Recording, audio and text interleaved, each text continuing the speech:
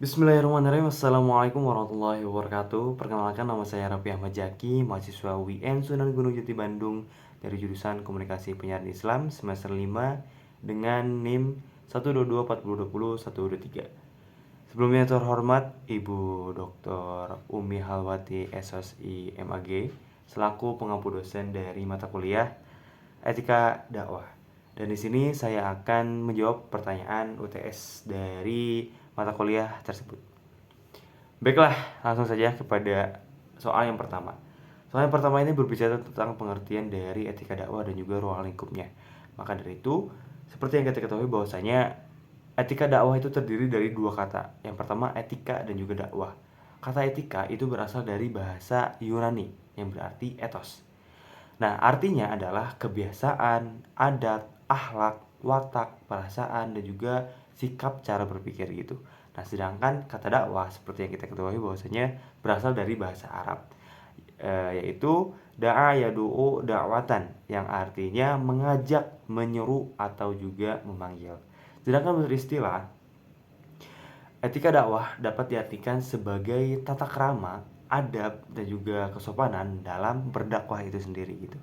Nah, baik itu di dalam tampilan, tutur kata, maupun tindakan seorang dai dengan nilai yang baik dan juga buruk gitu. Nah, kemudian apa aja sih ruang lingkup etika dakwah ini? Nah, ruang lingkup etika dakwah ini ada beberapa poin. Ada 3 poin yang saya akan sebutkan. Yang pertama, itu kerangka analisis objek pandangan nilai. Nah, di pada poin ini ada 2 poin lagi gitu yang menjelaskan kerangka analisis objek pandangan itu. Nah, yang pertama itu bersifat objektif. Itu terlepas dari kecenderungan agama, kesenian, dan juga dan lain sebagainya. Kemudian juga bersifat subjektif. Nah, subjek itu tergantung pada subjek dari penilai itu sendiri gitu. Nah, kemudian poin yang kedua itu ada kerangka analisis aktivitas yang aktivitas menilai gitu. Nah, apa sih yang dinilai? Apa yang dijadikan standar untuk penilaian dan juga bagaimana cara dari penilaiannya itu sendiri gitu. Nah, kemudian untuk poin yang ketiga itu ada kerangka analisis dari perbuatan dakwah itu sendiri. Nah, di sini menyangkut aspek zahir dan juga batin seperti halnya gerakan fisik, seperti mencerminkan sebuah motivasi atau kehendak, hasrat, dan juga watak dan juga tujuan dari si dai tersebut. Itu untuk jawaban nomor 1.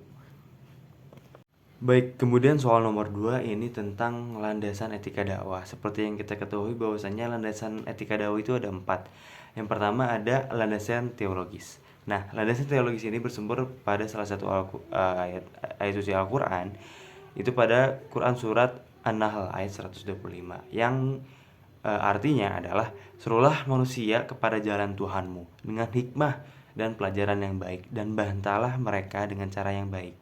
Sesungguhnya Tuhanmu dialah yang lebih mengetahui tentang siapa yang tersesat di jalannya, dan dialah yang lebih mengetahui tentang orang-orang yang mendapatkan petunjuk. Kemudian ada landasan historis, yang dimana landasan historis ini merujuk kepada prinsip-prinsip moral yang telah dibangun, yang telah dilaksanakan oleh baginda Rasulullah SAW, Nabi kita semua, dengan eh, dengan mengenal sisi historis dari baginda Nabi Rasulullah SAW ini, kita mengingat bahwasanya Rasulullah ketika mempraktikkan sebuah dakwah itu sangat luar biasa gitu ya. Yang salah satunya yang paling mencolok adalah tentang prinsip kejujuran dan juga amanah yang sangat tinggi gitu dalam menyampaikan pesan dan juga kata-kata kepada jamaahnya gitu. Nah, selain itu, dalam sejarah Islam juga landasan historis etika dakwah juga mencakup prinsip kesederhanaan dan juga keteladanan. Rasulullah SAW tidak hanya menyampaikan pesan agama dengan kata-kata, tetapi juga dengan tindakan yang nyata gitu. Hal ini digambarkan atau disebutkan di dalam Quran surat Al-Asaf ayat 1, 2 sampai 3 yang berbunyi, yang artinya, hai orang-orang yang beriman, mengapa kalian mengatakan apa yang tidak kalian kerjakan? Amat besar amat besar murka di sisi Allah bahwa kalian mengatakan apa yang tidak kalian kerjakan. Seperti itu untuk landasan historis. Kemudian ada landasan filosofis. Nah, Di landasan filosofis ini ada beberapa konsep yang penting gitu yang perlu kita perhatikan. Yang pertama ada konsep tauhid, kemudian ada akhlak, akhlakul karimah, dan juga jihad, kemudian ada rahmatan lil alamin. Kemudian untuk landasan yang terakhir itu adalah landasan sosiologis.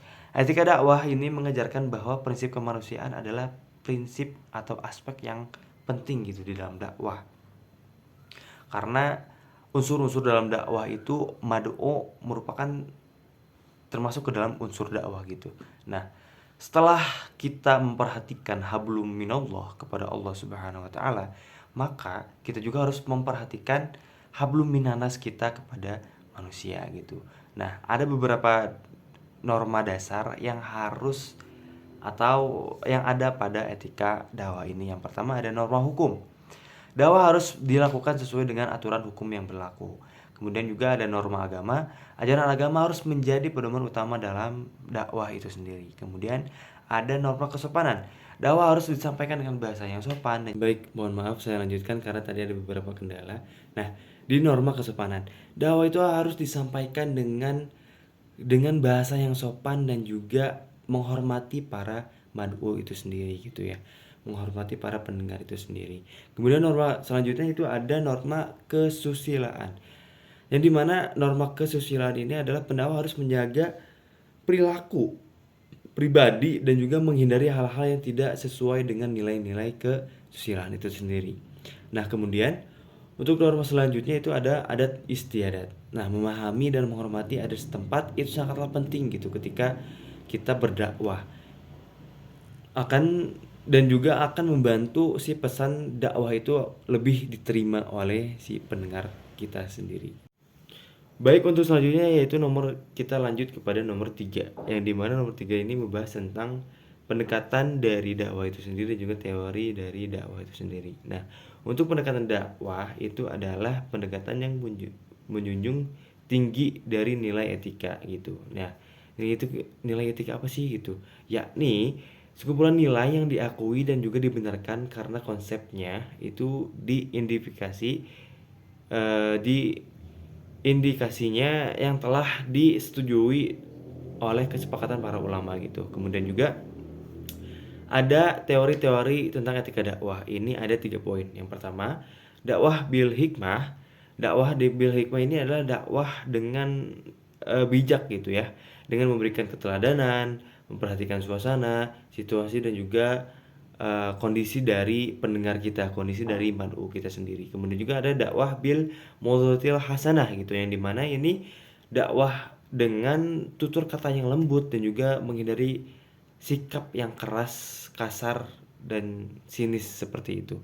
Kemudian untuk poin yang ketiga itu ada dakwah bil mujadalah. Dakwah bil mujadalah ini adalah dengan cara berdiskusi gitu untuk mencapai sebuah tujuan gitu. Tapi bukan untuk mencari pemenang, tapi untuk mencari kebenaran dari sebuah apa yang dibahas seperti itu.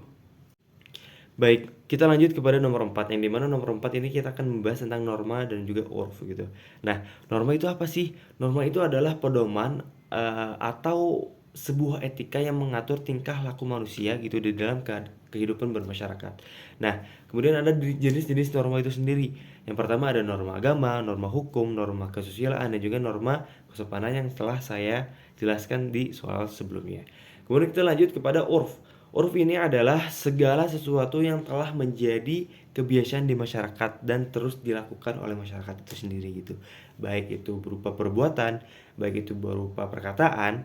Nah, seperti itu. Nah, dan juga dasar dari urf ini ada pada Quran surat Al-A'raf ayat 199 yang artinya perintahlah orang-orang yang ma'ruf dan berpalinglah dari orang-orang bodoh. Nah, kemudian kita masuk ke dalam macam-macam urf. Nah, macam-macam urf ini ada 3 poin. Yang pertama dari segi objeknya. Dari segi objek itu ada apa aja sih? Yang pertama dari urf lafzi, yaitu kebiasaan masyarakat yang menggunakan ungkapan untuk mengungkapkan sesuatu gitu ya. Kemudian juga ada urf amali. Urf amali ini selain perkataan dan juga ada perbuatan gitu. Nah, kebiasaan masyarakat yang berkaitan dengan perbuatan biasa gitu maupun muamalah seperti itu. Kemudian untuk poin selanjutnya itu dari segi cakupannya. Apa aja sih? Yang pertama ada uruf am.